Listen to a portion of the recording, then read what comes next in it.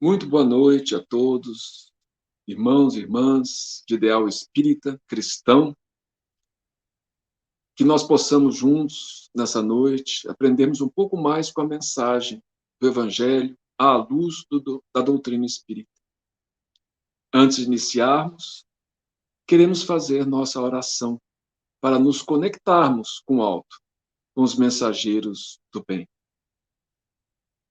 Mestre divino, obrigado por essa oportunidade que o Senhor nos dá de estarmos juntos, reunidos, através das ondas da internet e também através dos fios do pensamento com o mundo espiritual, com seus mensageiros. Obrigado por estar conosco durante toda a semana, durante o tempo todo. Ajude-nos, Senhor, inspira-nos para que possamos estar contigo sempre, em todos os momentos de nossas vidas que possamos lembrar de ti. Muito obrigado mais uma vez, Senhor. Nos abençoe e nos envolva, agora e sempre, que assim seja. Então, hoje, nós estamos continuando o estudo do livro Boa Nova, psicografado por Chico Xavier e ditado pelo espírito Humberto de Campos, né? Estamos no capítulo 13, que se intitula Pecado e Punição. Jesus havia terminado uma de suas pregações na praça pública, quando percebeu que a multidão se movimentava em alvoroço. Alguns populares mais exaltados prorrompiam em gritos, enquanto uma mulher ofegante, cabelos desgrenhados e faces macilentas se aproximava dele, com uma súplica de proteção a lhe sair dos olhos tristes. Os muitos judeus ali aglomerados excitavam o ânimo geral, reclamando o apedrejamento da pecadora, na conformidade das antigas tradições. Então Jesus estava pregando, terminou, e quando ele acabou, viu aquela multidão se alvoroçando, gritando, algumas pessoas, e trouxeram uma mulher toda, né, despenteada, toda desgrenhada, e faces macilentas, e chegava perto dele, suplicando com os olhos, né, misericórdia, e o pessoal querendo apedrejá-la. A gente conhece essa história, né? Está descrita no Evangelho. Solicitado, então, a se constituir juiz dos costumes do povo, o mestre exclamou com serenidade e desassombro, causando estupefação aos que o ouviram. Aquele que estiver sem pecado, atire a primeira pedra. Por toda a assembleia se fez sentir uma surpresa inquietante. As acusações morreram nos lábios mais exaltados. A multidão ensimesmava-se para compreender a sua própria situação. Enquanto isso, o mestre punha-se a escrever no solo, despreocupadamente. Então, é aquela famosa frase: aquele que estiver sem pecado, atire a primeira pedra. Então, todo mundo ficou, né? As acusações morreram, porque cada um teve que olhar para si mesmo nessa hora. E Jesus passou a escrever no solo ali na praia, né? Aos poucos, o local ficara quase deserto. Apenas Jesus e alguns discípulos lá se conservavam, tendo ao lado a mulher a ocultar as faces com as mãos. Então, ela com a mão no rosto, né? Em dado instante, o mestre divino ergueu a fronte e perguntou à infeliz: mulher, onde estão os teus juízes? Observando que a pecadora lhe respondia apenas com o olhar reconhecido, onde as lágrimas orvalhavam, Jesus continuou: ninguém te condenou? Também eu não te condeno. Vai, e não peques mais.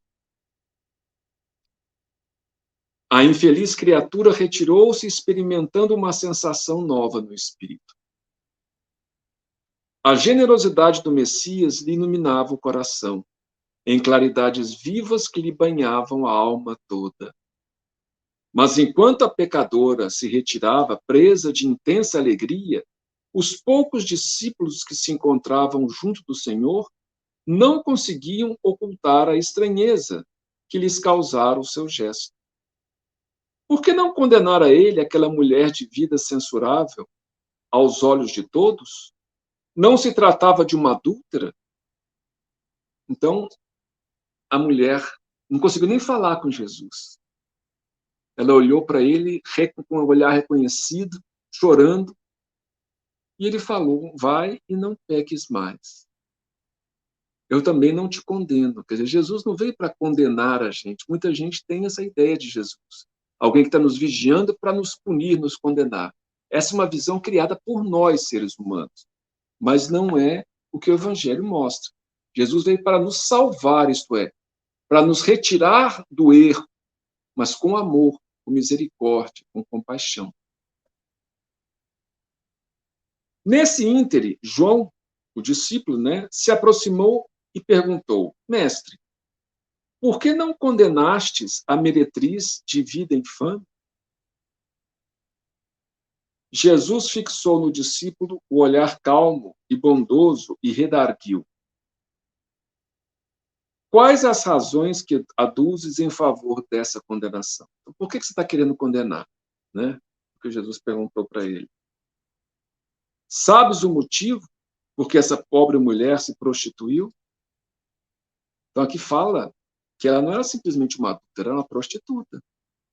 Ela se vendia, Então, terá sofrido alguma vez a dureza das vicissitudes que ela atravessou em sua vida? Ignoras o vulto das necessidades e das tentações que a fizeram sucumbir a meio do caminho? Não sabes quantas vezes tem sido ela objeto de escárnio dos pais, dos filhos e dos irmãos das mulheres mais felizes. Não seria justo agravar-lhe os padecimentos infernais da consciência, pesarosa e sem rumo. Ela já sofria disso, pessoal. Sofria o escárnio, sofria o desprezo de todos. Por que agravar mais isso? Entretanto, exclamou João, defendendo os princípios da lei antiga. Que a lei antiga, a lei de Moisés, mandava apedrejar, Ela pecou e fez jus à punição. Não está escrito que os homens pagarão ceitil por ceitil seus próprios erros? O mestre sorriu, sem se perturbar, e esclareceu. Ninguém pode contestar que ela tenha pecado. Quem estará irrepreensível na face da terra? Quem é que não pecou? Foi por isso que ele perguntou. Quem tivesse em pecado, atire a primeira pedra. Quem é que não pecou? Há sacerdotes da lei, olha o que ele fala, magistrados e filósofos que prostituíram suas almas por mais baixo preço. Olha que Jesus é contundente. Contudo, ainda não lhes vi os acusadores. A hipocrisia costuma campear impune, enquanto se atiram pedras ao sofrimento. João, o mundo está cheio de túmulos caiados.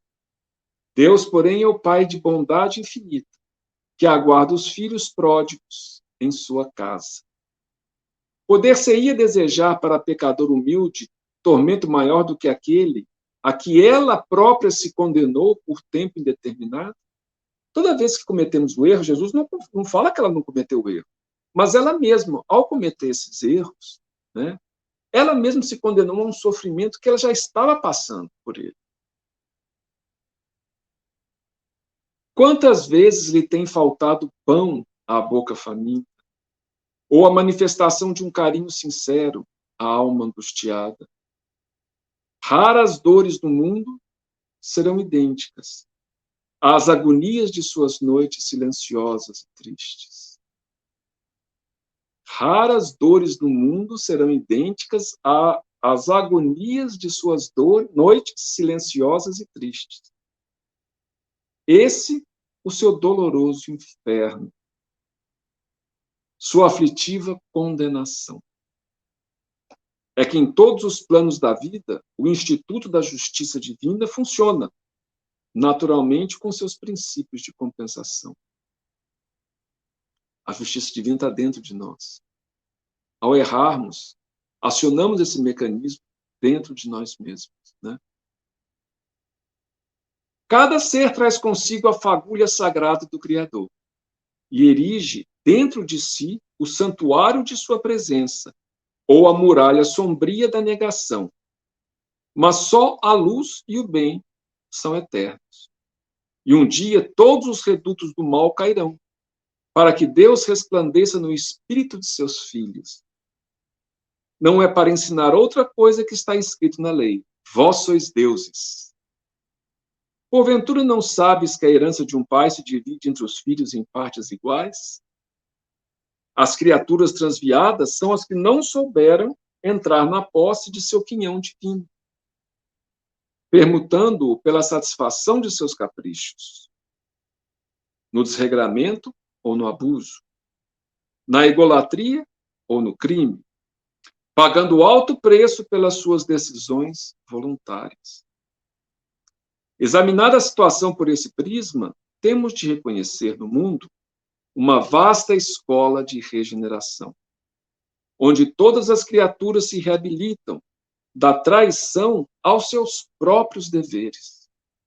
Temos a centelha divina dentro de nós, mas às vezes esquecemos e construímos o inferno dentro de nós mesmos. Então precisamos nós mesmos corrigir os nossos sentimentos, os nossos valores, as nossas crenças, para voltarmos a ser felizes novamente.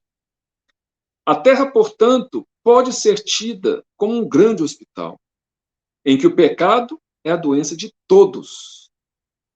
O Evangelho, no entanto, traz ao homem enfermo o remédio eficaz, para que todas as estradas se transformem em suave caminho de redenção.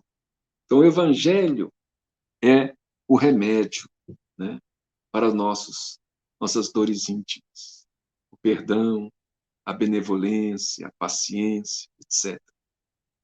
É por isso que não condena o pecador, para afastar o pecado. Jesus viu o pecado como uma doença. Então, ele não condena o doente, ele procura tirar a doença. E em todas as situações, prefiro acreditar sempre no bem. Quando observares, João, os seres mais tristes e miseráveis, arrastando-se numa noite pejada de sombra e desolação, lembra-te da semente grosseira que encerra o germe divino e que um dia se elevará do seio da terra para o beijo de luz do sol. Terminada a explicação do mestre, o filho de Zebedeu, deixando transparecer na luz do olhar a sua profunda admiração, pôs-se a meditar nos ensinamentos recebidos. Muito tempo ainda não transcorrera depois desse acontecimento, quando Jesus subiu de Cafarnaum para Jerusalém. Porque sempre subiu, né? Porque Cafarnaum fica ali na beira do lago, então Jerusalém é um monte, né? O Monte Sião, lá em cima. Acompanhado por alguns de seus discípulos. Celebravam-se festas tradicionais entre os judeus. O Messias chegou num sábado, sob a fiscalização severa dos espíritos rigoristas de sua época. Não foram poucas. Sábado é o dia do descanso, é o dia que as pessoas têm que se devotar a Deus, simplesmente. É proibido trabalhar segundo a lei, né? Qualquer tipo de trabalho.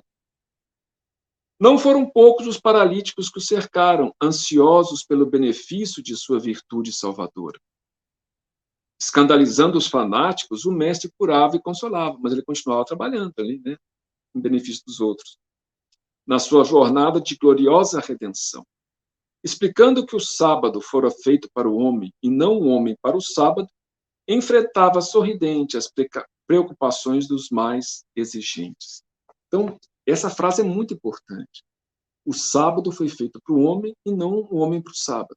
Muitas pessoas acreditam que Deus criou a sua lei e que para nós, né, nós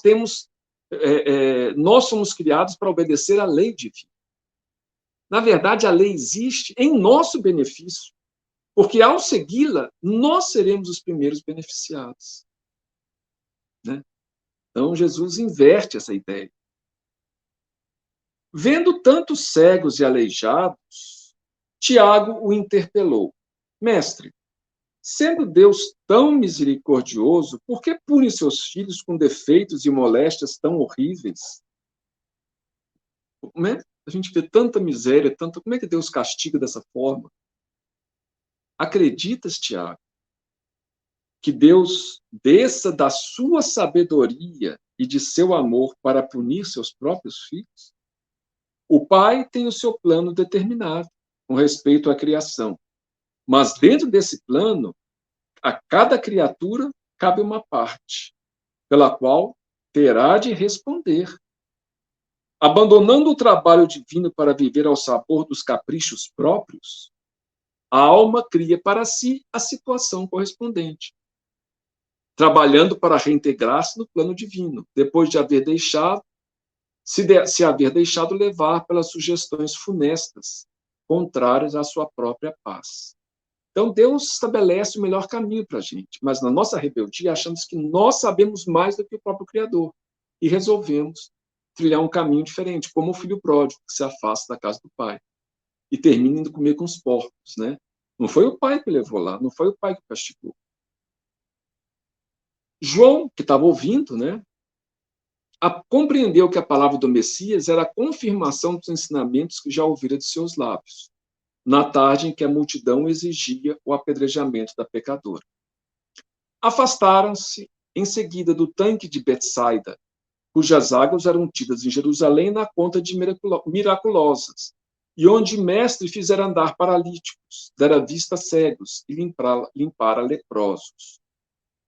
Na companhia de Tiago e João, provavelmente Tiago, irmão de João, porque tem 2 Tiagos, né? Esse aqui talvez é provável que seja o irmão de João. O Senhor encaminhou-se para o templo, onde um dos paralíticos que lhe havia curado relatava o acontecido, cheio de alegria. Jesus aproximou-se dele e, deixando entrever aos seus discípulos que desejava confirmar os ensinamentos sobre pecado e punição, falou-lhe, como se lê no Evangelho de João. Eis que estação, não peques mais, para que não te suceda coisa pior. Desde que esses ensinos foram dados, novas ideias de fraternidade povoaram o mundo, com respeito aos transviados, aos criminosos e aos inimigos, atingindo a própria organização política dos estados. O Império Romano vulgarizara os mais nefandos processos de regeneração ou de vingança. Escravos ignorantes eram pasto das feras, pelas faltas mais insignificantes. Só de uma vez, 30.000 desses servos foram crucificados numa festa. 30.000, quase uma cidade inteira, né? Aliás, maior que muitas cidades. Os açoites humilhantes eram um castigo suave. Uma sociedade bruta, uma sociedade selvagem, né? Entretanto, mas não era só eles, os romanos, os bárbaros, chamados bárbaros, né, que eram os povos que não eram conquistados pelos romanos, né? Eles também eram selvagens, né? Entretanto, desde a tarde em que Jesus se encontrou com a pecadora, um pensamento novo entrou a dominar aos poucos o espírito do mundo.